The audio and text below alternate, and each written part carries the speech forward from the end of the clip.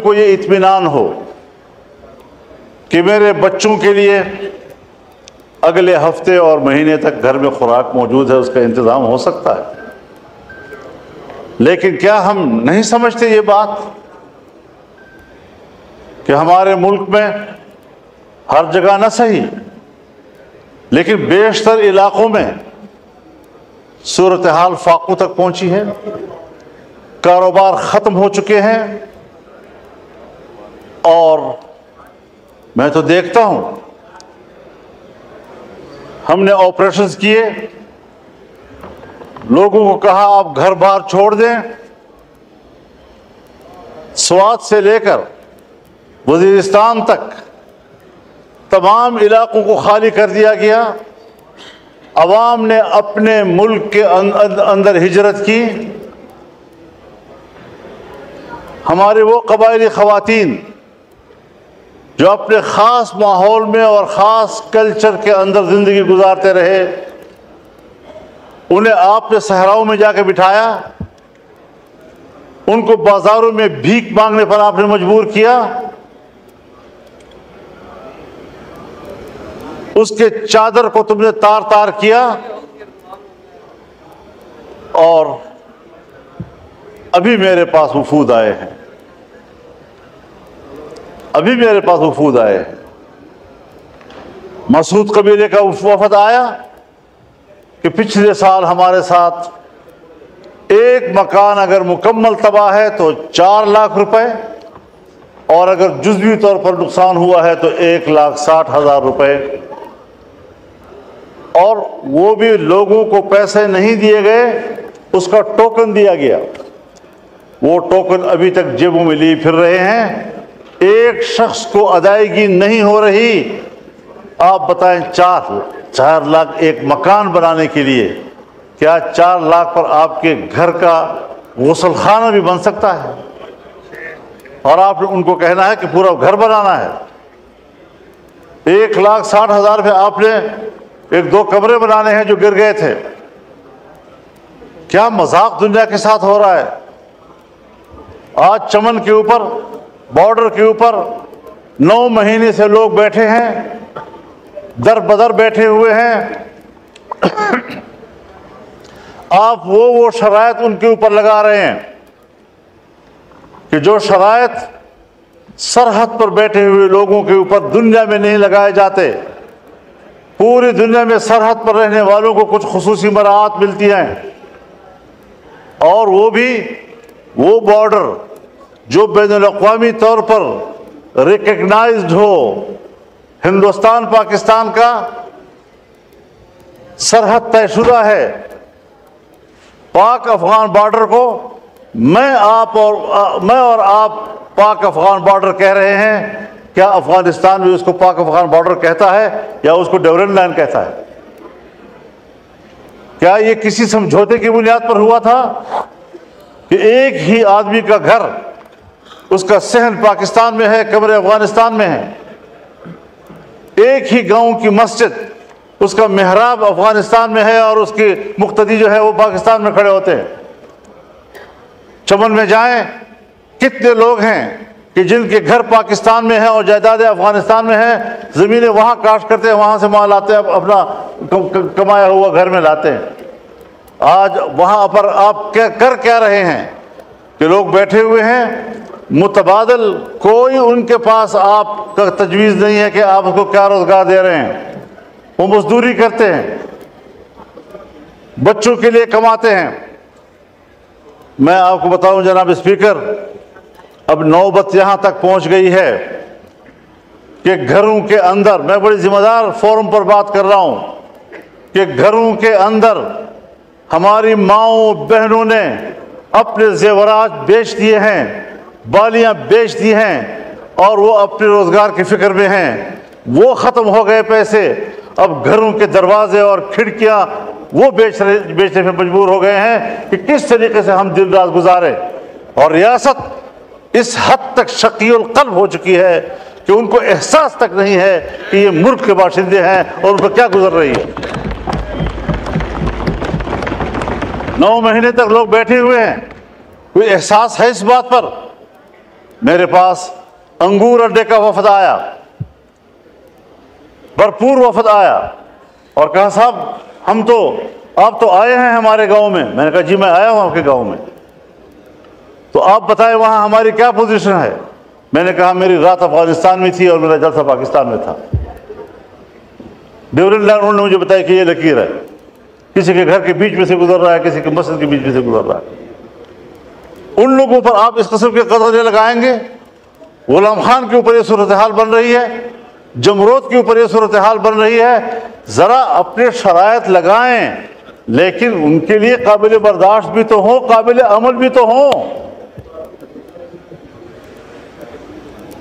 بس ملک سے وفاداری اور حب الوطنی کا دعویٰ، اس پر آپ قبضہ کر لیتے ہیں، اور جب آپ سے کوئی اختلاف رائے کرتا ہے پھر آپ ملک کے دشمن ہیں، آپ تو ملک کو کمزور کرنا چاہتے ہیں۔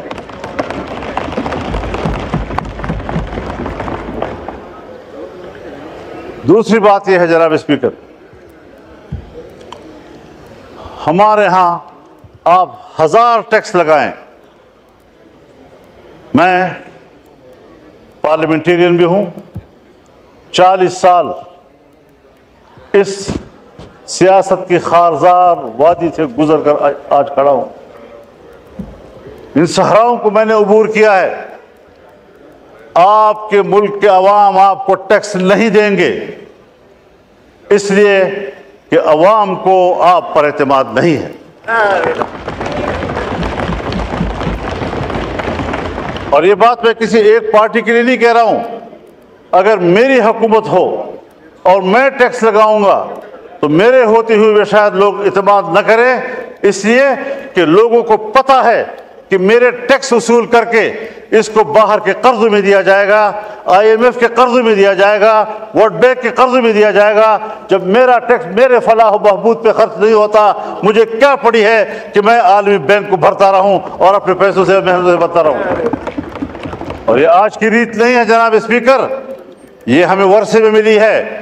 جب انگریز حکومت تھی اور بر صغیر پر ان کا قبضہ تھا اور انگریز ملک میں لوگوں سے ٹیکس لیتا تھا تو بر صغیر کا باسی ٹیکس چوری کرتا تھا، فرنگی کو وہ ٹیکس دینے کے لیے تیار نہیں تھا۔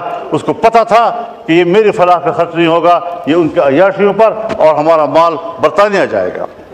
میں خود برطانیہ میں ایک موقع پر یوم پاکستان تھا اور میں میئر کے آفس پہ گیا، پاکستانی کمیونٹی وہاں جمع تھی۔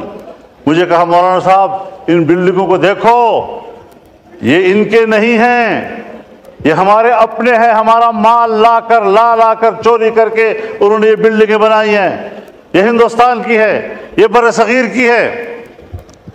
اس کے باوجود ملکہ برطانیہ انڈیا آتی ہے اور پارلیمنٹ اس کو کہتا ہے تم 100 سال سے ہمارے اوپر حاکم رہے ہو، تم نے ہماری سرزمین پر قبضہ کیا تھا، پہلے اپولوجائز کرو، معافی مانگو، اس کے بعد آپ ایوان میں آ سکتی ہیں۔ اور اس نے معافی مانگی، لیکن جب پاکستان آئی اور پاکستان کے پارلیمنٹ میں آنے لگی تو ہمارے اسپیکر صاحب اور چیئرمین سینٹ نے کہا ہم پہلے بھی آپ کے وفادار تھے، ہم آج بھی آپ کے وفادار ہیں۔ اس نظریے کو لوگ ٹیکس دیں گے، اس کو آپ یقین نہیں رہے گے کہ آپ کی ریاست ہے، ٹیکس آپ کے فلاح و بہبود پہ خرچ ہوگا۔ جب میرا پیسہ میری فلاح و بہبود پہ خرچ نہیں ہوگا، مجھے کیا پڑی ہے کہ میں اس قسم کے ٹیکس آپ کے ظالمانہ ٹیکس ادا کرتا رہوں گا۔ اور اگر ٹیکس ظالمانہ ہے اور آپ مجھے امن بھی نہیں دے پا رہے، اور جب میرا سب کچھ لٹ جاتا ہے پھر آپ کو جاگ آتی ہے۔ جب چین کا ایک مہمان آتا ہے، اہم مہمان، مجھے یہ کہنے دیجئے، بڑے ادب و احترام کے ساتھ کہنا چاہتا ہوں، ہمارے پرائم منسٹر صاحب بھی، ہمارے آرمی چیف بھی چائنا گئے، وہاں انہوں نے بڑی محنت کی، لیکن سفارتی حوالے سے اگر حقیقت پہ بات کی جائے، ہمارے پرائم منسٹر کامیاب ہو کر واپس نہیں آئے۔ مولانا صاحب کائنڈلی اور ساتھ ساتھ مختصر کر دیجئے، آج بہت لمبا دن ہے۔ ان کا مہمان یہاں آیا، جی ہاں، ہم سب لوگ ان کی خدمت میں حاضر ہوئے، مہمانداری کی، اور ہم نے ان کو اپنی بھرپور حمایت، تائید، دوستی سب حوالے دیے، انہوں نے بھی سب وہی حوالے دیے لیکن ایک جملے میں اس نے ہمیں جواب دے دیا کہ پاکستان میں اب بھی سیاسی استحکام نہیں. معاشی طور پر ملک کہاں کھڑا ہے اس کو زیر بحث لانے کی بھی ضرورت نہیں ہے. شیشے کی طرح نظر آتا ہے کہ ہم دیوالیہ پن کے کنارے کھڑے ہیں. اور آج جو اس بجٹ میں آپ نے سب سے زیادہ توجہ دی ہے ٹیکس لگانے کے اوپر کہ آپ ٹیکس دیں تاکہ ملک کا خزانہ مضبوط ہو, ملک کا اقتصاد مضبوط ہو. جب حکمران اس قسم کا ڈیمانڈ قوم سے کرتے ہیں تو قوم کے بھی کچھ حقوق ہوتے ہیں. اگر آپ قوم کو وہ حقوق نہیں دے سکتے پھر کیا آپ قوم سے ٹیکس وصول کرنے کا حق بھی رکھتے ہیں؟ اس کے بدلے میں قوم آپ سے دو چیزیں مانگتی ہیں. ایک امن, جان مال اور عزت و آبرو کا تحفظ, اپنے انسانی حقوق کا تحفظ, اور دوسرا معاشی خوشحالی. عام آدمی کو یہ اطمینان ہو کہ میرے بچوں کے لیے اگلے ہفتے اور مہینے تک گھر میں خوراک موجود ہے, اس کا انتظام ہو سکتا ہے. لیکن کیا ہم نہیں سمجھتے یہ بات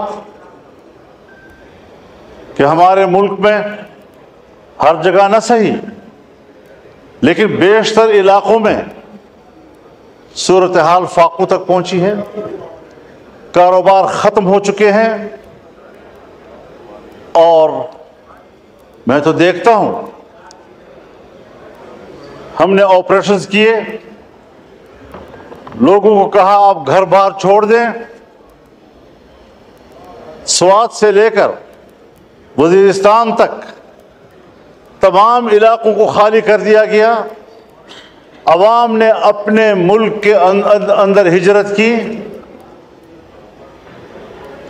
ہمارے وہ قبائلی خواتین جو اپنے خاص ماحول میں اور خاص کلچر کے اندر زندگی گزارتے رہے, انہیں آپ نے صحراؤں میں جا کے بٹھایا, ان کو بازاروں میں بھیک مانگنے پر آپ نے مجبور کیا, اس کے چادر کو تم نے تار تار کیا.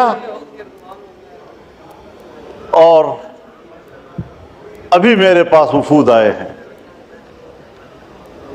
ابھی میرے پاس وفود آئے ہیں. مسعود قبیلے کا وفد آیا کہ پچھلے سال ہمارے ساتھ ایک مکان اگر مکمل تباہ ہے تو 4 لاکھ روپے, اور اگر جزوی طور پر نقصان ہوا ہے تو 1,60,000 روپے. اور وہ بھی لوگوں کو پیسے نہیں دیے گئے, اس کا ٹوکن دیا گیا. وہ ٹوکن ابھی تک جیبوں میں لیے پھر رہے ہیں. ایک شخص کو ادائیگی نہیں ہو رہی. آپ بتائیں 4 لاکھ ایک مکان بنانے کے لیے, کیا 4 لاکھ پر آپ کے گھر کا غسل خانہ بھی بن سکتا ہے؟ اور آپ نے ان کو کہنا ہے کہ پورا گھر بنانا ہے. 1,60,000 پہ آپ نے 1-2 کمرے بنانے ہیں جو گر گئے تھے. کیا مذاق دنیا کے ساتھ ہو رہا ہے؟ آج چمن کے اوپر, بارڈر کے اوپر 9 مہینے سے لوگ بیٹھے ہیں, در بدر بیٹھے ہوئے ہیں. آپ وہ شرائط ان کے اوپر لگا رہے ہیں کہ جو شرائط سرحد پر بیٹھے ہوئے لوگوں کے اوپر دنیا میں نہیں لگائے جاتے. پوری دنیا میں سرحد پر رہنے والوں کو کچھ خصوصی مراعات ملتی ہیں, اور وہ بھی وہ بارڈر جو بین الاقوامی طور پر ریکگنائزڈ ہو. ہندوستان پاکستان کا سرحد طے شدہ ہے. پاک افغان بارڈر کو میں اور آپ پاک افغان بارڈر کہہ رہے ہیں. کیا افغانستان بھی اس کو پاک افغان بارڈر کہتا ہے یا اس کو ڈیورن لائن کہتا ہے؟ کیا یہ کسی سمجھوتے کی بنیاد پر ہوا تھا کہ ایک ہی آدمی کا گھر اس کا صحن پاکستان میں ہے، قبر افغانستان میں ہے۔ ایک ہی گاؤں کی مسجد، اس کا محراب افغانستان میں ہے اور اس کی مقتدی جو ہے وہ پاکستان میں کھڑے ہوتے ہیں۔ چمن میں جائیں، کتنے لوگ ہیں کہ جن کے گھر پاکستان میں ہیں اور جائیدادیں افغانستان میں ہیں، زمینیں وہاں کاشت کرتے ہیں، وہاں سے مال لاتے ہیں، اپنا کمایا ہوا گھر میں لاتے ہیں۔ آج وہاں پر آپ کر کیا رہے ہیں کہ لوگ بیٹھے ہوئے ہیں متبادل، کوئی ان کے پاس آپ کا تجویز نہیں ہے کہ آپ اس کو کیا روزگار دے رہے ہیں۔ وہ مزدوری کرتے ہیں، بچوں کے لیے کماتے ہیں۔ میں آپ کو بتاؤں جناب اسپیکر، اب نوبت یہاں تک پہنچ گئی ہے کہ گھروں کے اندر، میں بڑی ذمہ دار فورم پر بات کر رہا ہوں، کہ گھروں کے اندر ہماری ماؤں بہنوں نے اپنے زیورات بیچ دیے ہیں، بالیاں بیچ دی ہیں، اور وہ اپنے روزگار کی فکر میں ہیں۔ وہ ختم ہو گئے پیسے، اب گھروں کے دروازے اور کھڑکیاں وہ بیچنے میں مجبور ہو گئے ہیں کہ کس طریقے سے ہم دن رات گزارے۔ اور ریاست اس حد تک شقی القلب ہو چکی ہے کہ ان کو احساس تک نہیں ہے کہ یہ ملک کے باشندے ہیں اور ان پر کیا گزر رہی ہے۔ 9 مہینے